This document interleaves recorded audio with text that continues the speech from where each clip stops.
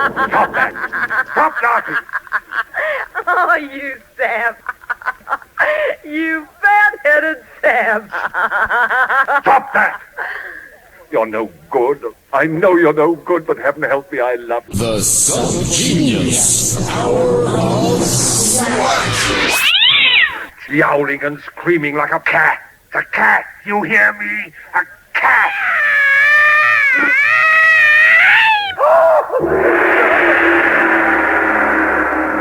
This horrible thing, it goes beyond the normal into the supernatural. Everyone should know about it. The world should know about it. Science. You mean science? Who cares about science? You're going to let everybody know what's happened to... The SubGenius Hour of Slack. It's my shame, mine. And you're not going to tell a living soul about it. No one, you hear me? No one. It's my duty, John. I must inform the authorities. Keep away, I say. Oh.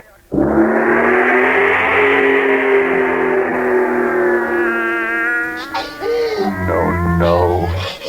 He was going to tell them about you. Everyone. They have taken you away from me, locked you up, pointed at you, laughed at you. It's a shame. Hello? Mikey? It's Ben. What's that sound? I'm making a fire. First, you crumple the paper. No, you can't do that. Where's Marisa? She's supposed to be watching it. Oh, she fell asleep. Asleep? I've got to go. No. Bye. Mikey, please don't. When they ask you why you fell asleep when you were babysitting, just tell them you were stoned. They'll understand. Sponsored by The SubGenius Hour of Slack.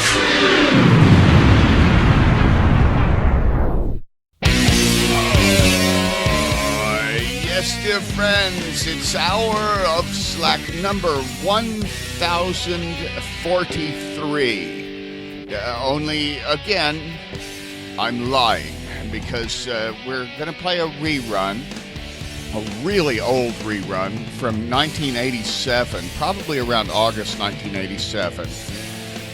Hour of Slack number 91, with special guest, Pope Robert Anton Wilson, author of the Illuminati trilogy with the late Robert Shea, and Cosmic Trigger, and so many other books. Robert Anton Wilson was a huge influence on the development of the Church of the SubGenius, unquestionably, and I'm really glad we actually were able to get him into the station in Dallas a couple of times. This was the first time.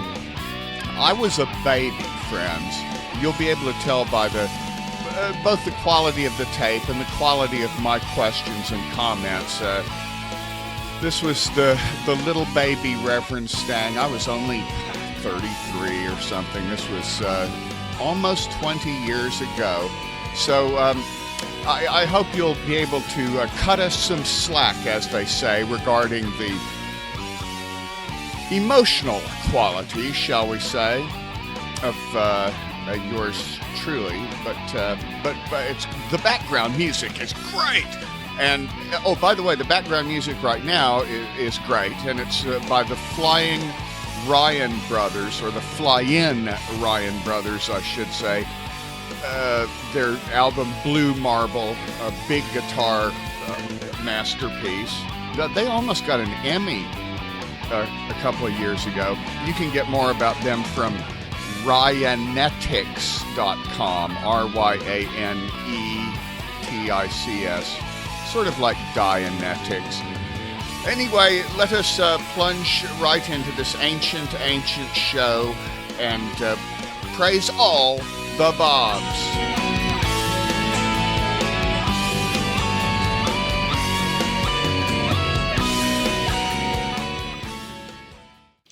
Oh, dear friends, yes, I'm going to crank this show back into unholy life here. Got my little intro tape queued up at a random point. I don't even know where it's going to start, so let's see if it's meaningful.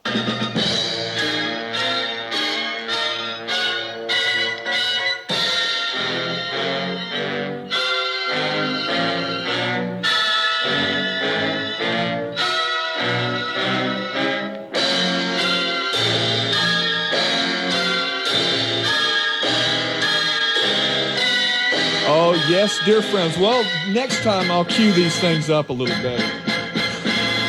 That wasn't the intro tape. Will, what have you done? Will, that's right. Okay. Okay, friends, dear friends, the coincidences are all important. All important, I want you to know. Yes. Now it feels right. This is the hour of Slack. From the SubGenius radio ministry, dear friends, and this is your host, Reverend Ivan Stang. Back from my vacation in Antarctica with my kids and someone else, the dangerous someone else, you girls out there. And I got slack. Praise Bob on my vacation. I did get slack. Long overdue indeed it was. And for that I owe quite a bit to the beautiful angel whose timely arrival and help and succor provided relief. And I spell relief F-R-O-P. The Willa Dobbs did the show last week entirely on his own, friends. I want you to know I didn't cue up any of that stuff. It was his first time on the radio, and I thought he did a fantastic job. And it was a good change of face and voice here. So we'll make him do it again and again. I'll party. Buck's devival was last night, the anti-Stang devival, and I understand it was a hot devival, like 120 degrees hot in the bar of soap. But Popess Cecilia and Reverend Chastity Belt both each independently told me that their personal sections were fantastic and the best part of the show. A typical SubGenius approach. I missed it because I had to finish stuff that you members paid for years ago. Now tonight, there's not going to be a whole lot of tape like we usually have, partly because we're being videotaped tonight. So turn on your TVs on channel 101. And see, since we're being videotaped, the great video operators, Reverend Garcia and Dealey Lama, wouldn't have anything to shoot except for those tiny reels turning and the VU meters bouncing around unevenly. But mainly, the main reason it's not going to be taped tonight, my children, is because we have an esteemed and honored guest tonight, one who's only in the U.S., once a year or less. And this man is famous as hell to those who matter, and also to most bobbies as well. And the rest of you had best take heed. So we shall take advantage of this man's time here by giving you Robert Anton Wilson. One Bob leads to another, dear friends. And Dr. Wilson, welcome. It's a thrill to be here. It was a thrill to meet Bob this afternoon, to shake his hand and find out all those rumors about his death were terribly exaggerated. What? You met Bob? That was something I was going to get into later. Now, I read this article you wrote about Philip K. Dick, and in which you kept saying that J.R. Bob Dobbs and the great Irish scientist de Selby kept interrupting you and giving you absurd suggestions on how to finish the thing. And I was going to announce to our listeners that was the first time anybody has actually seen J.R. Bob Dobbs in like 3 years now, at least in a physical manifestation. And here you ran into him again last night. I ran into him this afternoon on the street, and I must say the pictures just don't do him justice. Those cold blue eyes remind me of Paul Newman, and those ears remind me of Alfred E. Newman. That Alfred E. Newman of Mad Magazine is actually Bob's third cousin. He's sort of like country cousin. I thought so. That family was not exposed to the same nuclear tests that Bob's family was back in the 1920s. You didn't know they were doing tests back then. Well, James Joyce did. I heard about that. Well, Dr. Will, should I call you doctor or saint or pope or what is your... I prefer just to be called Pope Robert the 23rd. That's pretty classy. You can say Your Holiness for short if you want. Yes, Your Holiness. My friends call me just Bob, but that may lead to confusion with J.R. Bob Dobbs, our risen savior, so it's best to just call me Your Holiness. Yeah, that's better than saying false Bob. I could just... But who knows? Who knows how many Bobs are false and true at the same time?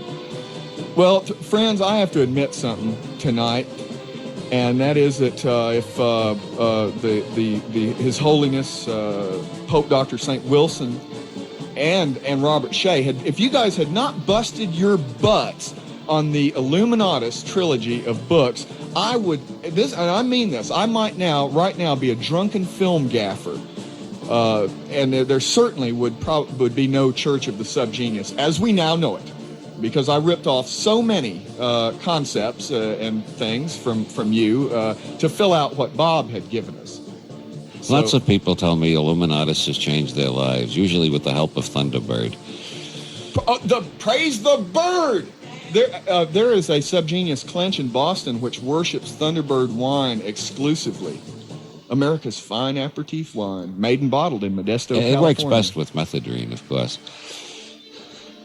You know, it's funny you should mention that. There was a time way back when, you could throw those little things in that bottle and shake it up. And, well, friends, that's a bad, terrible kind of thing to even conceive of. But the true religion is often out on the streets like that. Dr. Wilson here, for those of you who don't know, His Holiness, he's a bad boy philosopher, a bon vivant, a mystic prankster, and a contactee with forces beyond the ken of man. But what do you know about that? We're going to find out. Before we get totally loose here, I wanted to ask you one thing. Now, on the Dobbs enlightenment test, which you theoretically shouldn't remember taking, right? As a matter of fact, my memory of that is a little bit fuzzy. God, if you have any memory of that at all, well, this would figure, because your score was 9.9 Roentgens out of 12 on that scale, and yet, you wear no turban. You're not celibate, I assume. You have a wife and kids. You don't make cryptic, self-satisfying statements. You're not an old native of India, and none of the trappings of your straight enlightened guru. You strike me as sort of a regular guy, except with a Brooklyn accent, which was totally unexpected. So, what's your secret? I mean, obviously it's enlightenment, but it's a slackful enlightenment. It's the pure grace of Bob in my heart. Praise Bob. Friends, listen to that testimonial. I mean, but yet I understand from what I've picked up from your writings, you've been through the crucible. You've felt you've been in the house of pain. And what I wanted to ask you is, must there be the torment? Is it necessary? Hell no. Praise Bob! Something for nothing, friends. That is ultimately, I guess, what Slack is all about. And you see, I can ask a 10-sentence question, and he can answer it much more cleverly in 3 words. Well, that was what Bob summed up everything in 3 words when I spoke to him today. We had a long 2-hour conversation, and at the end of it all, he put this whole philosophy in a nutshell. As he shook my hands and looked me straight in the eye, he said just 3 words. It meant everything. He said, "Send more money." Friends, and that reminds me, we haven't got all that pledge money from y'all yet. And I mean, what kind of a SubGenius are you? That's ridiculous. Now, Pope Saint Hierarch Wilson, just how many secret societies have you actually founded or had a lot to do with putting together that you can talk about? 666. Where have I heard that before? Oh, come on. I bet it wasn't really 600. It was probably 663, and you rounded it off, right? Well, do you want me to list them all? Well, like the Discordians. The Discordians, dear friends, for those few of you who don't know, is like a precursor to the Church of the SubGenius. It was started, in the late 50s? 1957 in a bowling alley in Yorba Linda, California, near the site of the beautiful future Richard Nixon Memorial Statue. We're raising money for that statue, and if anybody here is interested, and anybody listening who wants to commemorate Richard Nixon, the most egregious president this country ever had, and if you don't know what egregious means, go look at your dictionary. It's worth looking up, and he certainly was egregious. We're going to put up a statue of Nixon made out of solid gold, 10 feet taller than the Statue of Liberty, facing Asia, and warning those commies not to try to get a jump on Uncle Sammy. And there's going to be a bunch of lettuce in one hand and a bunch of tapes from a wiretap machine in the other hand, and an allegorical figure of Cesar Chavez below his left foot. All right. Hey, I'll give. Yeah, it may not be money, but hey, I'll go out there and help lay some of that gold plating on there. Well, it's gold to commemorate the golden apple of Arice. Help. And the Acapulco gold that inspired the Discordian Society in the first place. The gold, friends. Is that all you're after, is gold? No, you're after status, too. I know it. That's okay. So am I, obviously.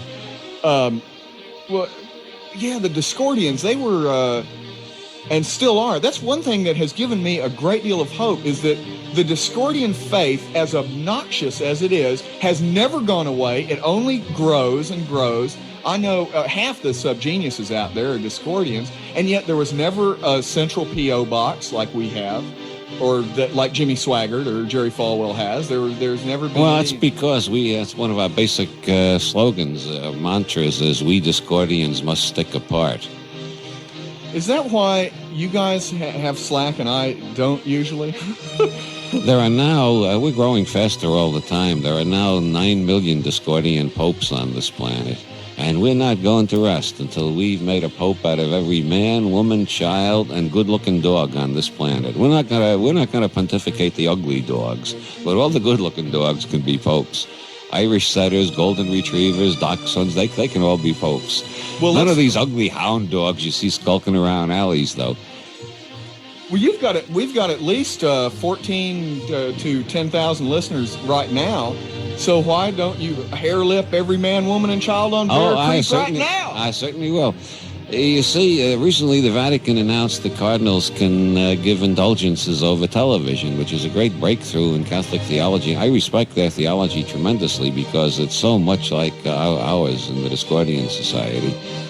And I figured if they can do indulgences over television, I can do pontifications over the radio. We used to just make popes by handing out pope cards, but now everybody listening to the sound of my voice automatically becomes a Discordian pope and is totally infallible and henceforth take crap from nobody. Whether you want to be or not, friends. Oh, and for you SubGenius popes out there, this gives you a double-barreled ability. You are both infallible and totally fallible, which is the gift of SubGenius pope. Well, we've sent one to the guy in Rome who thinks he's the only pope. So he's a Catholic pope and a Discordian pope both. You ought to make him a SubGenius pope, too, so he'll be a triple threat. Who knows where Bob is right this minute, friends? Is he striding through the halls of the Vatican, ready to smite or ordain? I don't know. Pope? He was talking to Father Guido Sarducci when I left him. Oh, so that's... Well, you know, I actually stole my Discordian popeship. I found a cheesy Xerox of the Principia Discordia. Did I pronounce that right? Principia Discordia. Principia Discordia. That's our holy book. Right, which can now be bought from Loom Panic's company, but at that time it was like bootleg Xeroxes. And I just started printing SubGenius pamphlets for Bob, and somebody came up to me and said, "You better look at this. It's just like SubGenius." And I wanted to kill whoever had done it.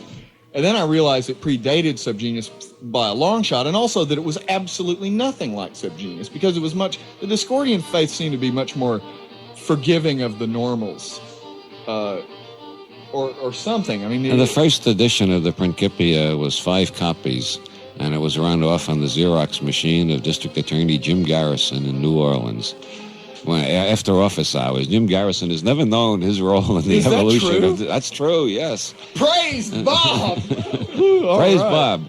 Yeah.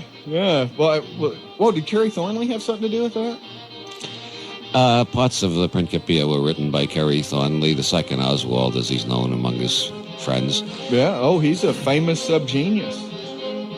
avoided by many. And beloved, oh beloved. Most of the Principia was written by Malaclypse the Younger, the omnibenevolent polyfather of virginity and gold. I wrote a few parts myself, and so did Josh the Dill, and Onrak the Backwoods, and Camden Benares, and other Discordian popes and saints. The main inspiration, of course, was Emperor Norton. Praise Emperor Norton, fall down on your knees. You might describe who Emperor Norton was and is in our hearts. Well, Emperor Norton was a Jewish businessman born in Cape Town, South Africa, who emigrated to San Francisco in the 1840s. He was horrified by the vigilantes. He thought that democracy was collapsing into mob rule, and he decided the United States needed an emperor. And since he'd been keeping it a closely guarded secret all his life that he was the illegitimate son of the King of France, he decided to announce it publicly and make himself Emperor of the United States. A while later, he made himself Protector of Mexico, and towards the end, he added King of the Jews, which is why he's not buried in a Jewish cemetery. The rabbis decided that was blasphemy, so the Freemasons buried him instead.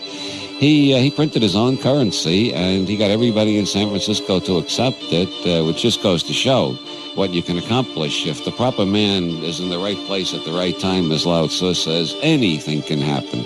Emperor Norton's currency was not only good in his lifetime, it's worth even more now. People pay fabulous. They pay $1,000 for one of Emperor Norton's 50-cent notes, as long as it's signed with his hand. Genuine Emperor Norton note. He ruled for 23 years. He tried to stop the Civil War. He ordered Jefferson Davis and Abraham Lincoln to come to San Francisco and submit to arbitration by himself. And then he excommunicated them when they wouldn't come. And what year was this? This was from 1857 to 1880.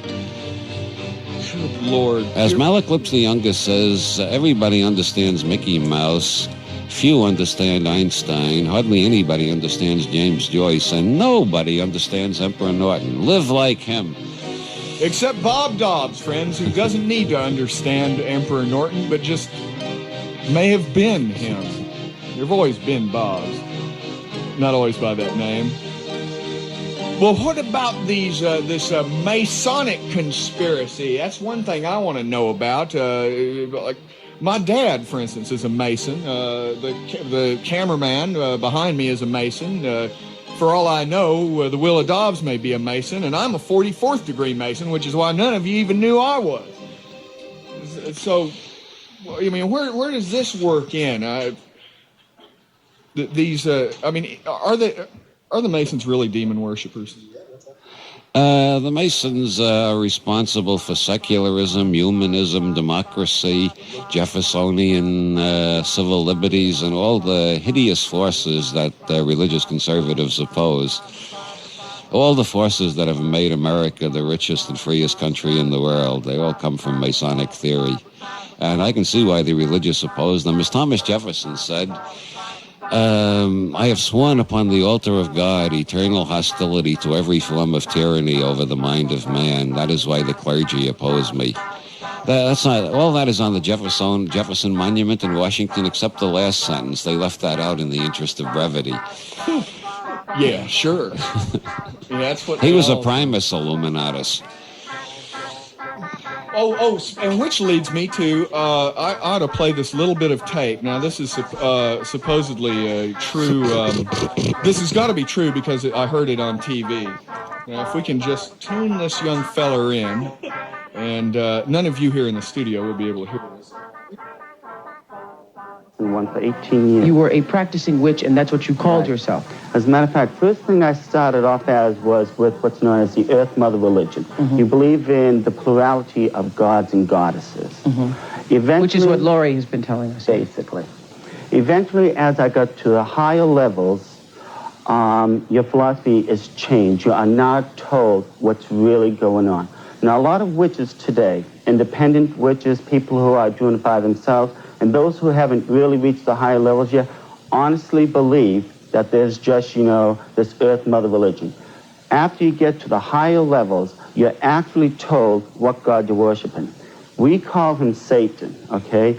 But they call him Lucifer. Mm-hmm. This group I'm talking about is known as the Illuminati. They are the most powerful, subversive group that's ever existed in all of man's history. And where are they existing? Here? Yes. As a matter of fact, they've already infiltrated our government. On the back of the $1 bill, you will find 3 hexagrams and a pentacle. The hexagram with that symbol and a circle around it, a witch can summon up a demon. Demons, you order about, to cause things to happen. It's not something. The message is now part of and registered in your subconscious mind. Oh, friends, now you know. That was that didn't sound quite as crisp as I hoped it would. But this man was saying that witches, the entire nature religion, probably the whole New Age, was being controlled by the Illuminati, and yet I've always understood that the Illuminati was merely a small subsidiary of Dobbs Co. And this is, it becomes quite confusing. Where does one start and the other stop? And how much are they paying you to do this, sir? Well, it beats the hell out of me, I tell you. I wrote Illuminatus with Bob Shea, and I thought it was fiction. And then this John Todd appears on the scene, going around to fundamentalist meetings. He claims everything in that book is true. He lived through it all. And either he's ripping me off, or by ESP, I was writing fiction, what I thought was fiction, but it was actually his life story. I don't know what to think about it. I don't know whether to sue him for plagiarism or go ask him for help before they get me. Hey, for a long time, I thought that Bob was surely pulling our leg. That the conspiracy, which actually is in some ways is in the more pragmatic ways, is an interchangeable term with the Illuminati. We thought for sure he was joking until the Secret Service showed up at my door and various other coincidences. Is that what they were, or what? And finally, that got so scary, I decided not to believe in him and just believe everything Bob said totally, including when he said there was no Illuminati, and that it was actually just man's stupidity alone that had caused so many problems. So... they're real enough, as T.S. Eliot said about the White Cliffs of Dover. They're real enough. After I first met Bob that first time in Dublin, the men in black kept coming around to my door for weeks afterwards, pretending to be Jehovah's Witnesses and trying to get into my living room and brainwash me. I always let them do that. But I don't let them exactly brainwash me. I just record everything they say and then kind of change it a little bit and use it for SubGenius. Well, I tell them, don't let my cat out. There's a lot of really vicious pigeons in this town. That confuses them. Well, I'm sure you've probably had some run-ins with the conspiracy. I mean the real conspiracy. Now, Bob, I don't know if you knew this, but your one-time collaborator, Bob Shea, spoke on a panel discussion at the SubGenius World Convention in Chicago in 1982. And I had expected him to take these things a bit more seriously, but he joked about it like he thought it was all a big, funny a metaphor for something. Well, it is all a big, funny metaphor for something. But what it's a big, funny metaphor for isn't funny at all. Praise Bob. Now, that was a good line. We'll use that in the next pamphlet, friend. Some people think Discordianism is a complicated joke disguised as a new religion, but actually it's a new religion disguised as a complicated joke. I bet you haven't even heard about the Church of Fred Mertz Bodhisattva. I sure have. You bet I have. Are they still around? Have you heard from them recently? They're growing faster. They had only 3 members last year. Membership has more than tripled since then. Well, I remember when we were talking that way, which means in about 10 years there'll be about 3,000 of them, and they'll end up in little weekly entertainment magazines. It's one of the truest religions around. This is based on the belief that Fred Mertz is the Bodhisattva assigned to American TV viewers. Amida Buddha swore that he would not accept nirvana until every sentient being was enlightened. And in order to do this, it needs an almost infinite number of bodhisattvas. How do you communicate with the fleas, for instance? How do you communicate with the lice? How do you bring enlightenment to an amoeba? It takes a lot of bodhisattvas. And then there's the problem, how the hell do you reach American television viewers? How are you going to get enlightenment to them? You think amoebas are hard. Yeah, I mean, the American TV viewers, I mean, that's a lower life form than the amoeba on the evolutionary scale. Well, they sent Fred Mertz and put him on the I Love Lucy, so everything he says is a profound revelation of cosmic truth. You just got to be properly attuned. And I have a friend in Maui that will send you the proper stuff to get you attuned so you can appreciate Fred Mertz on those old reruns. Oh, I have gotten mailings from them. I didn't know they were still around. I'm glad to know, and I need their address for my upcoming book of listing weird groups you can get free junk from by mail. And I was going to ask you, you've infiltrated many cults, and I'm sure 666. Right, there you go. And all these great kooks have approached you. Are there any sickos, contactees, Jesuses, or great god Pans that really stick out in your mind that have announced themselves to you? Well, there was one guy who used to call me up around 2 in the morning to tell me his latest flying saucer contacts, but after that I got an unlisted phone number. It's a bit of a drag to get out of the bed at 2 in the morning to listen to somebody raving about the beautiful green women from Venus he's been bawling lately. Well, as a matter of fact, that's how Reverend Buck Naked first approached the church. He was kidding, but I thought he wasn't. And later on we ran into people who indeed... I was disappointed meeting the Reverend Buck Naked. I got a literal mind. If somebody's named Carpenter, I expect they're going to be carrying a chainsaw or something. And when somebody's named Buck Naked, you know what I expected? Well, anyway.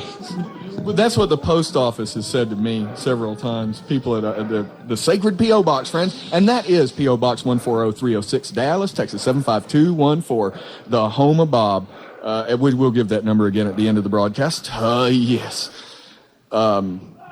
Yeah. Well, okay. The conspiracy, obviously, I'm sure they haven't paid you enough for your books. What makes the conspiracy real for you, or the Illuminati?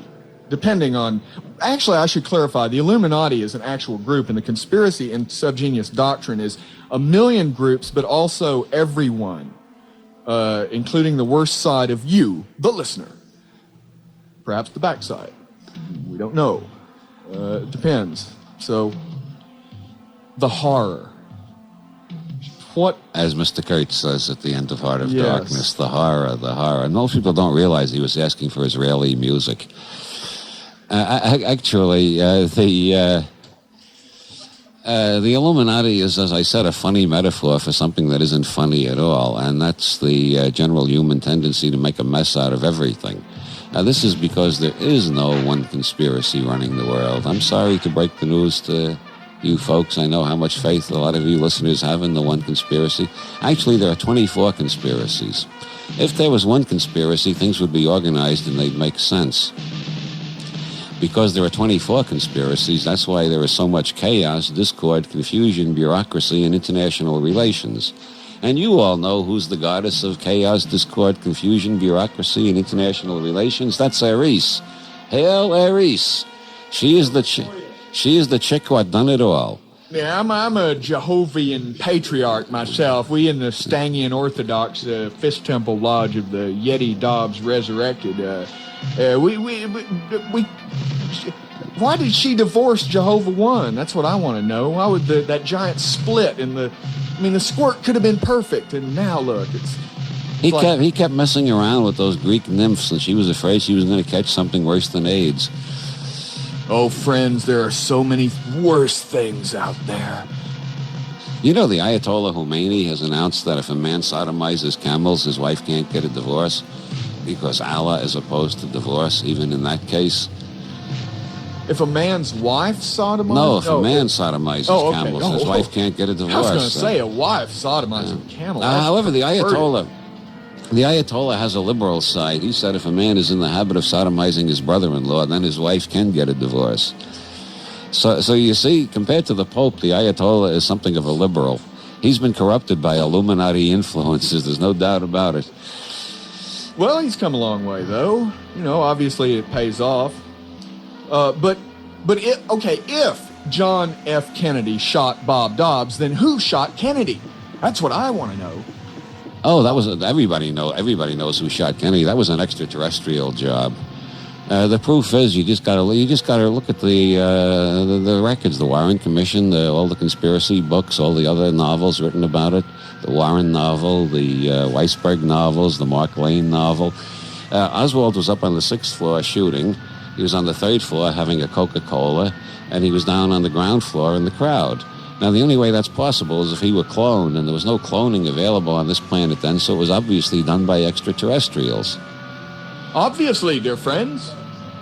Well, actually, Bob Dobbs himself, did you know that the official, what Dr. Philo Drummond was told by Bob was that Kennedy came to Bob and asked him what to do. He needed slack. He said, how can I get slack? This job has too much pressure. And Bob said, stage a fake assassination. It works great.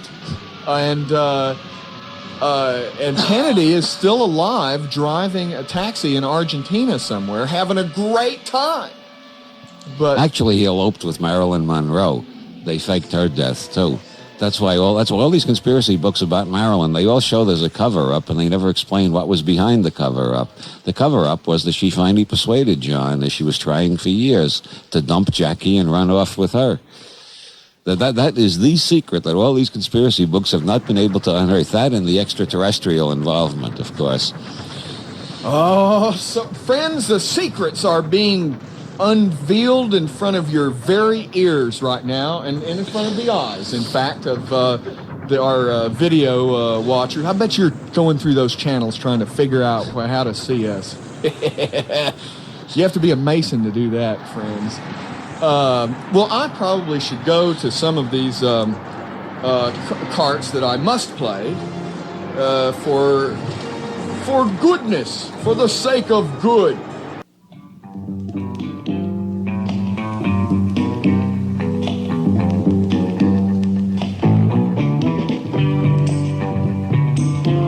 You can be anyone this time around.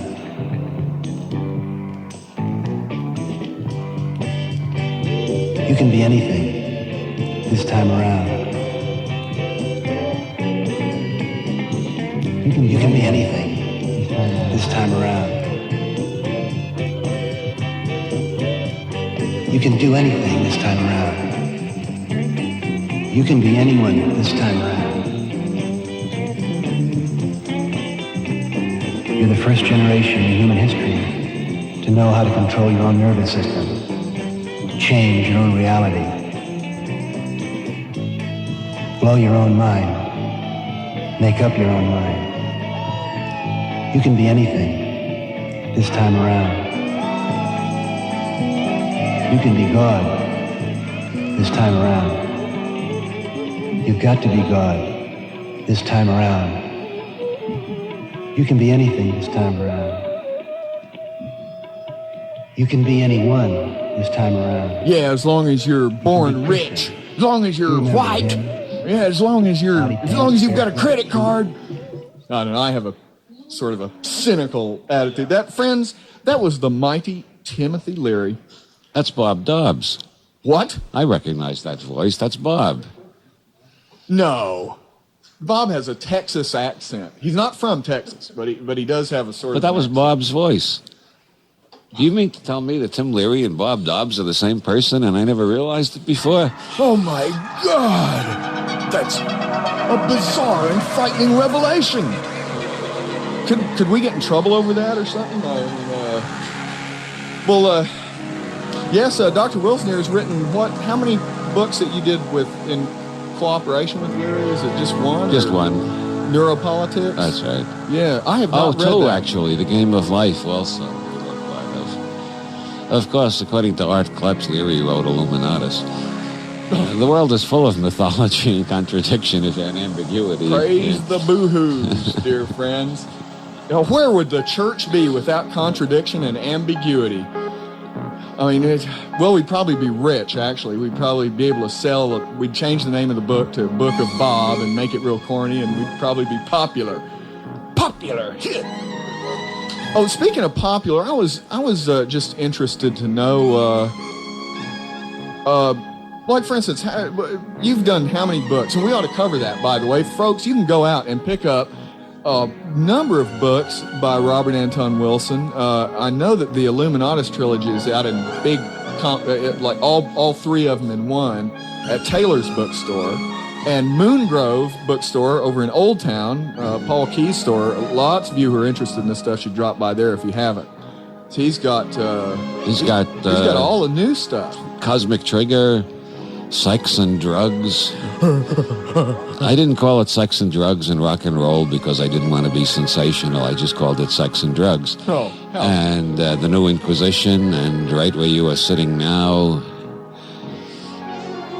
Friends, you need to go out there and pick up those holy texts.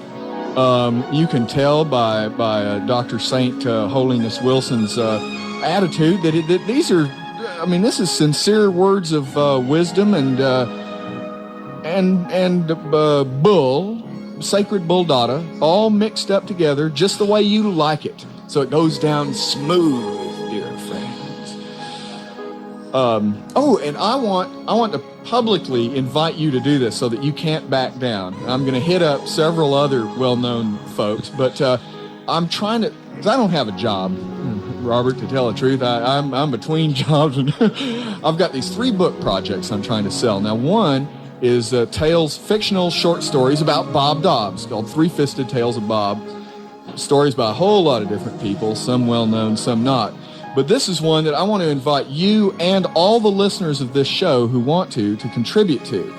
And this would be a book called Bummers, a series of first-hand descriptions of your most horrifying but hilarious in retrospect drug trips, including alcohol, not just psychedelics or whatever, because it would be hilariously funny to some of us in certain moods, and it would be instructive. It would be actually a good book for people to read who are thinking about getting into it. It would give them a little better idea of just what's out there besides the fun stuff that their rock and roll guys sing about.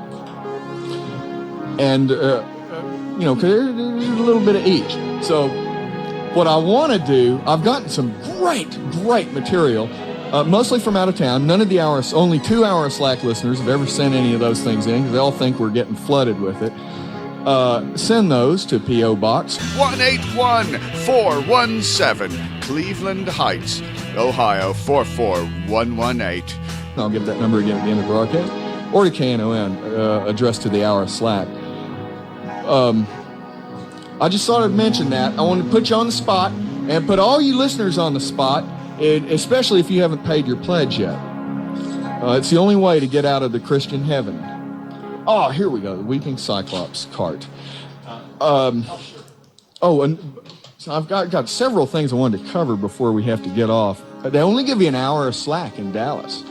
And some people don't even get that much. An hour of slack is longer than an infinity of boredom. Well, what's your idea of slack? Well, the way it came to me when I was talking to Bob the first time in Paris back in the 30s, this was after we both got kicked out of the Gurdjieff school together. There were allegations of a most obscene nature, which I wouldn't sully the audience's ears by repeating. But the universe is made up of something and nothing. You've noticed that. Oh, yeah, that was shown to me quite vividly at one point. I tried to forget it. Yeah, well, the audience can see this by just listening to me. When I'm talking, you hear something. When I stop, you hear nothing. Not on this show. Okay, there we go. Nothing. Oops. By the way, it was me that made that noise at your seminar when you asked for people to listen to the silence. I suspected as much. I had to, If you look at anything, if you listen, you hear the nothing in between the somethings, as John Cage has pointed out in his book on music called Silence. And if you look at anything, you see the thing and you see a lot of nothing around it. So everything is balanced between something and nothing. The atom consists mostly of nothing, as quantum physics has revealed. And slack is the point between something and nothing. When you're able to attune your mind to the implicate order of the subquantal world, you are between something and nothing, and then you're in perfect slack, and from then on you can get something for nothing. Repent! Quit your job and slack off, dear friend! Help me, somebody. Oh, something for nothing, dear friends. That's what people have always wanted. For a concept like slack, which is definitively undefinable, that's pretty concise. I mean, you know, you can go on and on and on about it. And on and on. Well, here's another form of the quest for slack. Life extension. Now, I have not been doing my homework, and I don't know where the life extension world is, but I noticed that you still occasionally smoke cigarettes. Now, that could be taken two different ways. Is this because you have great trust in it, or in life extension research, or because you've given up on it totally? Well, it's because I left California. When I was in California, I had this perfect perspective on the universe because I knew, I still know most of the leading researchers in life extension. And it seems to me that if we get another 100 years of life, the breakthroughs in that time mean that we'll get thousands of years of life from further medical research, and it goes on in a perpetual regress that we might be living millions of years. And on the other hand, I was living on the San Andreas Fault, which meant that I might be dead in a second. And I thought that gave me the perfect sense of perspective. But since I'm not living on the San Andreas Fault, I got to find something else to keep my life interesting. So I do a lot of flying in airplanes, and I smoke cigarettes occasionally. Yeah, I know. I sort of know what you mean there. Well, yeah, you're not. I guess you don't live on ground zero like most of us. Or would Dublin be considered yet another ground zero? The Irish don't have nuclear plants. They don't have nuclear missiles. They don't have nuclear anything. And they don't even have their own country. And well, after 800 years of English conquest, the rest of Europe is pretty much convinced there's nothing there worth conquering, so nobody's likely to invade them. They don't have much of an army either. Well, I don't know. I've chosen to live in Dallas partly because I hate this town so much I refuse to leave. But just thinking about that instant obliteration. The only thing that really worries me about that, aside from the destruction of all life on Earth, a minor consideration, is that what would a nuclear explosion do to the soul of the person? That's a scary, scary part. I've always thought, and here's some pleasant music in the background to comment on that. See, you can't hear the background music if you don't have headphones on. I always have something going on in the background on this show. We have to. It helps throw off those who shouldn't understand, or those who we want to confuse so much that they cannot misunderstand. It's important that too much should not be revealed at once. Except when it's always better than not enough. Jerry Falwell is for those who are at that level. Shirley MacLaine is for those at a little bit higher level. And Elephant Duty Comics is for those one step up from there, and so on, until you reach the level of the SubGenius. And beyond that, there's nowhere to go except Discordianism. What? Wait a minute. Well, I'm not going to get into that. That happened with Shay, too. We got into a fist fight over, Jehovah versus Eris. Well, let's see now. Bob don't ever change. He's Bob. Always will be Bob. His face is the one big assembly of dots that shine in the dark. His grin is the one that looks friendly, but so does the grin of a shark. He's Bob. Bob don't ever change. He's Bob, always will be Bob. His hair is the one with the highlight that shines on the pompadour, that glimmers and gleams in the twilight. It's clear he knows what it's for. He's Bob. Bob don't never change. He's Bob. always will be Bob. His pipe is the one with the dottle that rains on the roofs like fire. His neck is the one with the wattle inflaming folks' desire. He's Bob. Bob don't ever change. He's Bob. Always will be Bob. And it goes on from there. Oh, friends, that was Dr. Howell. The mighty song. I'd love to have a whole chorus of people singing that with real deep voices. Yeah. It really touches you. Be careful where it touches you, friends. And it carries diseases. And speaking of Bob actually does change. He comes in many forms, and I wanted to ask you. Now you've occasionally had these creatures from Sirius or whatever enter your brain, and do you trust these things? Not at all. Not at all. Friends, I hope you heard that.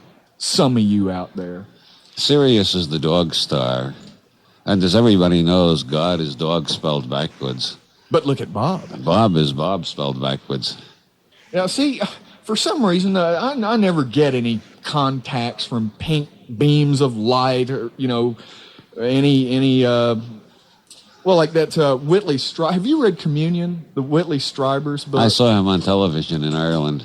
The first of the bestseller contact e-books, which, by the way, I would recommend to people. It's a very gripping and perplexing story because the guy does not sound crazy and has lots of wit. He takes you through his experience in a very detailed way, and it's I would also recommend his books War Day and Nature's End, and those are all available in bookstores, by the way. But it's a thing. In the Church of SubGenius, we occasionally run into people who tell us they've been getting these messages beamed into their heads. And I keep telling them not to believe a word of it unless it's Bob, and it probably isn't. And so I was going to ask, do you have any words of warning or advice that you could offer to contactees and seekers in general? There's a seeker born every minute, of course. And they'll pay to know what they really think, too. Yeah, I used to get messages from Sirius, and then I had a psychic reader tell me it was actually an ancient Chinese philosopher who was communicating with me. And so then I had two ways of thinking about it. And, well, if I took that ancient Chinese philosopher seriously, I'd be doing appearances with Shirley MacLaine now and channeling an ancient Chinese philosopher. But then I had another psychic reader tell me it was a medieval Irish poet who was channeling through me. And then I had three explanations.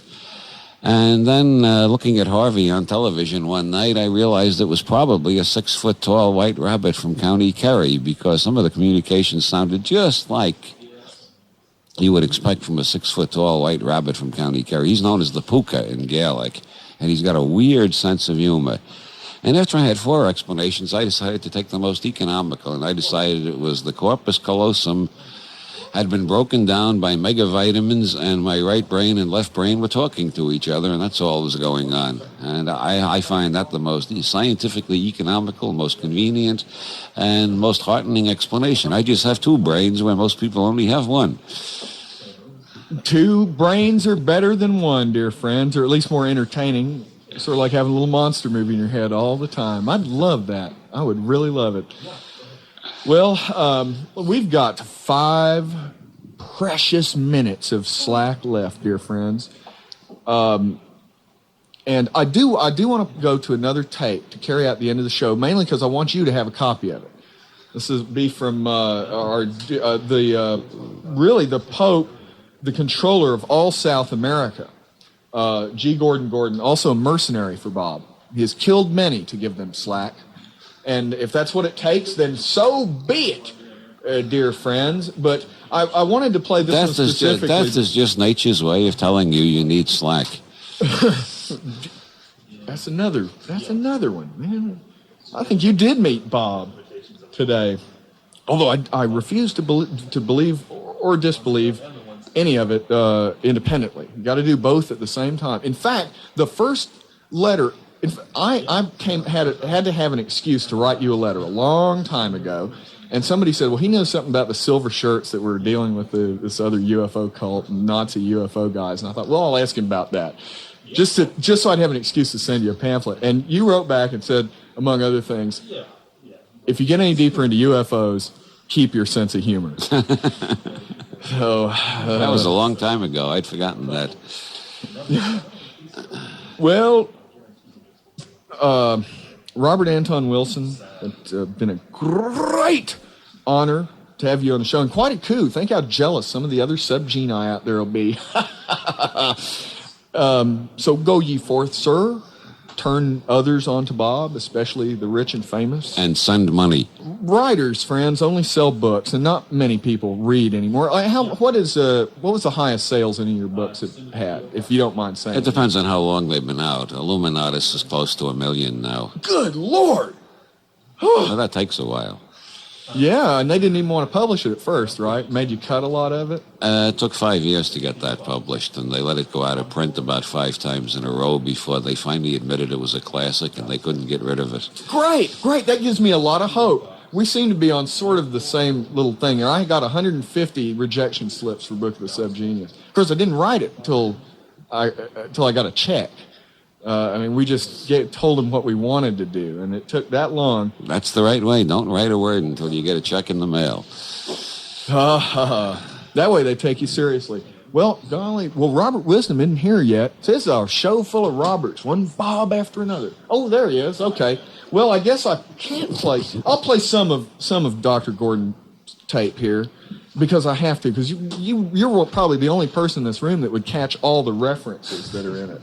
I'm not kidding there. Praise Bob. Oh, friends, Praise Bob. I want you to write for information to P.O. Box 181417, Cleveland Heights, Ohio 44118. www.subgenius.com. Just write for information, and you'll know it all shortly thereafter. Thank you. The word Bob from the old ganglionic responses signifies a species or separate race. Only for a lack of proper understanding has Bob been considered as an individual.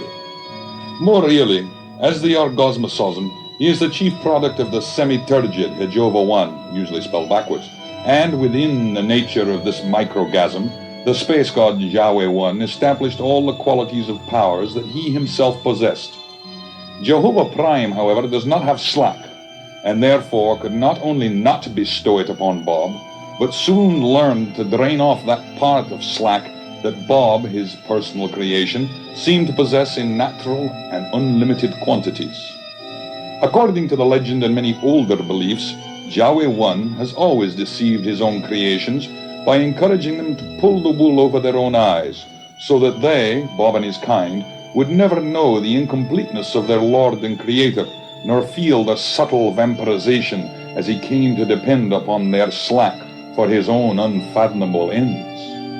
Bobamic man consequently partook of the characteristic of angels of light, or helioperorators, who were ministers for Yod-He-Vav-He-Aleph. Indeed, it was affirmed by groups as ancient as the Christic Gnostians of Egypt that the redemption of the Yeti was assured through the descent of slack, which, as a spiritual essence superior to that of Jeho Uno, and which, entering the constitution of the righteous, conferred conscious knowledge of that immortal slack upon the fabrications of the Semator, or Demisturgis. That the pipe as a phallic symbol occupies an important part of early subgenius esoteric tradition. Hargraves Jennings sees in the pipe of Bob a type of lingam of Shiva, which was a sacred stone representing the creative power of the world generator plant. In McGee's works, writes Jennings, is a passage to the effect that God prayed daily in the ark before the mighty pipe, that is, before the phallus, the pipe being the symbolic phallus of the great proto-creator of the blessed race. It may possibly seem strange, he says, but it is the most confessed tradition that among the Yatsini, Dobbs was commanded by Jehovah One that when he finally should expire, his dead body be kept above ground, so that in the fullness of time, as a receptacle of incarnate slack,